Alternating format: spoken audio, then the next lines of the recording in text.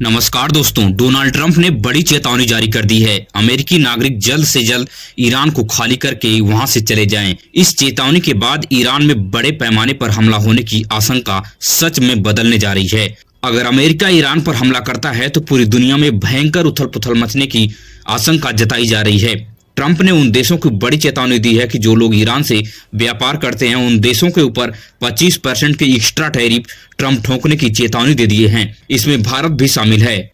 मतलब साफ है कि ईरान अब बड़ी तबाही देखने के लिए तैयार हो चुका है। वहीं पर ईरान की करेंसी रियाल की अब कीमत पूरी तरह से शून्य हो चुकी है। 27 देशों में यह करेंसी बैन हो चुकी है। अब 27 देशों में इस करेंसी की कोई वैल्यू नहीं है।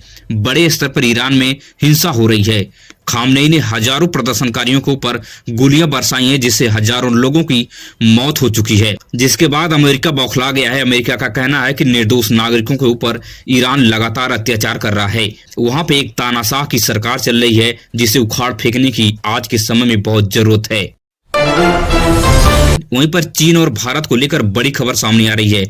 चीन ने कभी अरुणाचल प्रदेश को अपना हिस्सा मानने लगता है तो कभी लद्दाख में घुसपैठ करके जमीनों पर कब्जा कर बैठता है। अब खबर आ रही कि चीन ने जम्मू कश्मीर की सक्सगाम वैली को अपना इलाका मानने के लिए वीडियो जारी किया है और यहाँ पे कंस्ट्रक्शन का काम भी शुरू कर दिया है। चाइना की इस नापाक हरकत के बाद भी प्रधानमंत्री मोदी अभी तक अपना मुंह नहीं खोल पाए हैं, बल्कि बाकायदा बीजेपी हेडक्वार्टर में चीन की कम्युनिस्ट पार्टी के नेताओं की मीटिंग चल रही है। मगर चाइना लगातार भारत की जमीन पर कब्जा कर रहा है।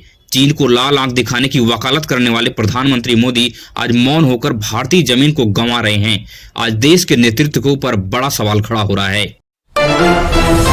वहीं पर ममता बनर्जी ने अमित शाह के ऊपर बड़ा हमला बोला है। ममता बनर्जी ने कहा कि जब किसी राज्य में चुनाव आ जाता है और वह चुनाव 2-3 महीने बचा रहता है तो उस राज्य के ऊपर ईडी का छापा पड़ने लगता है। अमित शाह की यह बहुत ही षड्यंत्र भरी चाल है और उस राज्य के नेताओं और उस राज्य के सरकार की छवि को धूमिल करने के लिए इस प्रकार का कुकर्म अमित शाह हमेशा करते रहते हैं। मगर पश्चिम बंगाल में ईडी का यह खेल नहीं चलने वाला है। ममता बनर्जी ने खुली चेतावनी दी है ईडी को और ईडी इस मामले को लेकर सुप्रीम कोर्ट का रुख कर चुकी है। ईडी का कहना है कि ममता बनर्जी जांच में सहयोग नहीं कर रही हैं। मगर ममता बनर्जी ने गृह मंत्री अमित शाह के ऊपर बड़ा आरोप लगाते हुए पेनड्राइव को सार्वजनिक करने की बात कही है कि अमित शाह कोयले की खदानों से कमीशन लेते हैं। इस आरोप के बाद भारतीय जनता पार्टी कटघरे में खड़ी हो गई है।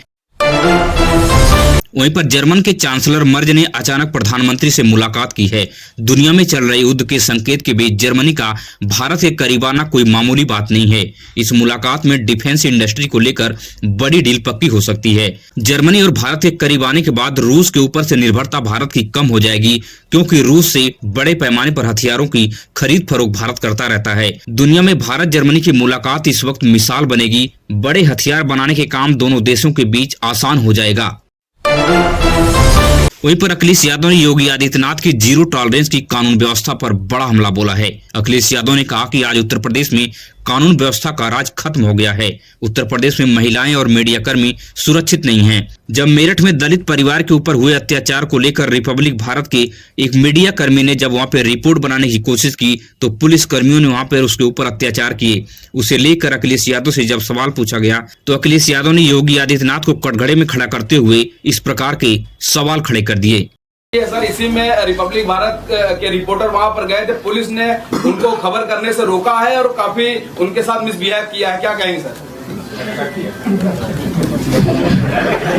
नहीं, बोलिए सर, रिपोर्टर के साथ इस तरह से हो रहा है तो आप बोलिए।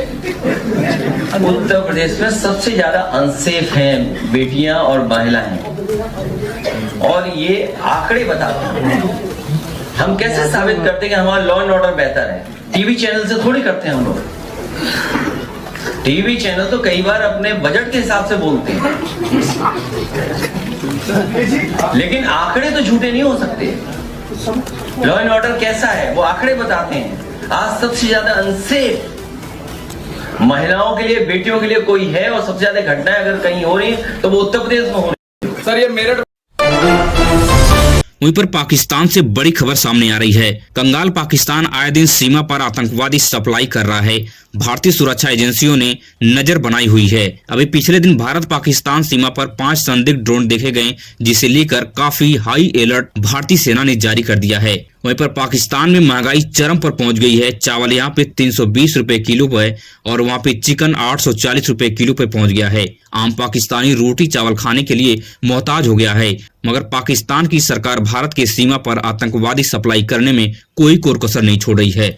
भूखमरी से लगातार लोगों की मौतें बढ़ती जा रही हैं पाकिस्तान में। वहीं भारत के सभी हिस्सों में कड़ाके की ठंड बढ़ गई है, जिसे देखते हुए भारत सरकार ने 15 जनवरी तक स्कूल को बंद कर दिया है। मौसम विभाग ने हाई अलर्ट जारी किया है कि कहीं पर भी ओले और बारिश होने की संभावना जताई गई है।